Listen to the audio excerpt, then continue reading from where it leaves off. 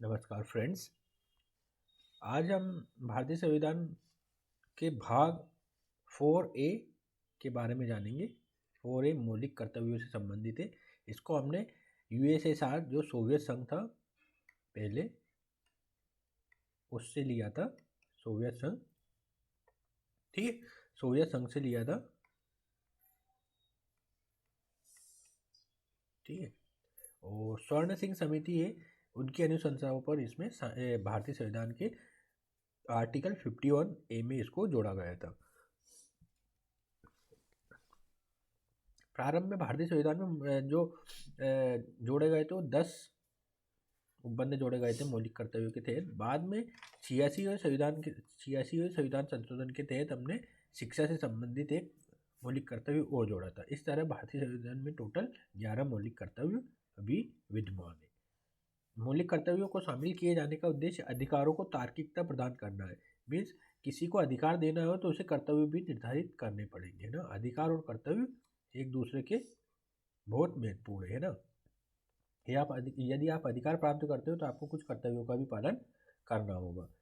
सामान्य तौर से यह अवधारणा है कि वही व्यक्ति अपने अधिकारों का संयमित तरीके से प्रयोग कर सकता है जो अपने कर्तव्यों को पूरा करता हो।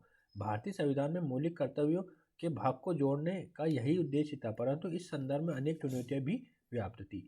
मौलिक कर्तव्यों में कुछ कर्तव्य ऐसे हैं जिनका प्रयोग राज्य के सहयोग के बिना संभव नहीं है, जैसे वैज्ञानिक दृष्टिकोण को विकसित करना। ठीक है, वैज्ञानिक दृष्टिकोण विकसित करना एक मौलिक कर्तव्य है।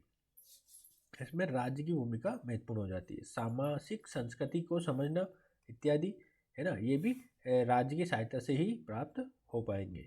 इसके अतिरिक्त कुछ ऐसे कर्तव्य हैं जो साधारण व्यक्ति के लिए अत्यंत कठिन सिद्ध हो सकते हैं, जैसे राष्ट्रीय आंदोलन में उच्च आदर्शों को समझना, है ना। ये जनरल पीपल के लिए कठिन हो जाता है कि कौन से उच्च आदर्श है। इन सभी कर्तव्यों को जीवन में पालन करने के लिए राज्य द्वारा नीति निर्माण किया जाना चाहिए। राज्य ने राष्ट्रगान, राष्ट्रध्वज आदि प्रतीकों के सम्मान के लिए राष्ट्रीय प्रतीक सम्मान अधिनियम 1971 पारित किया है, परंतु यह अपेक्षित है कि इन कर्तव्यों को शिक्षा व्यवस्था में संशोधन करते हुए पाठ्यक्रम के रूप में शामिल किया जाए, जिससे नागरिकों में कर्तव्य की भावना आरंभ से ही की जा सके। ठीक है, मीन्स इस तरह के प्रोविजन से टोटल आप भारतीय संविधान को कभी पढ़ेंगे तो टोटल 11 उपबंध दिए हैं, किसमें, कर्तव्यों में, मूल कर्तव्य। और मूल कर्तव्य केवल नागरिकों को भी प्राप्त है, मतलब विदेशियों को ऐसा कोई मूल कर्तव्य जो करने के लिए कोई बाध्यता नहीं है कि वो भारत के मूल कर्तव्यों का पालन करें।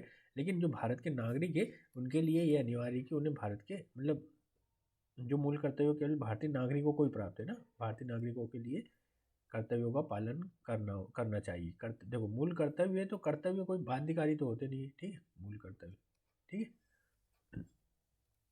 इस तरह से, ठीक है, इस तरीके से टोटल 11 मूल कर्तव्य भारतीय संविधान के अनुच्छेद 51A में दिए हैं। ठीक है, नेक्स्ट वीडियो में हम क्या पढ़ेंगे, नेक्स्ट वीडियो में हम भाग 5 पढ़ेंगे, जिसमें कार्यपालिका, विधायिका, न्यायपालिका वगैरह पूरा आएगा। भाग 5 संघ के बारे में पढ़ेंगे। तो ये छोटा सा वीडियो बना है। वीडियो देखने के लिए बहुत बहुत धन्यवाद।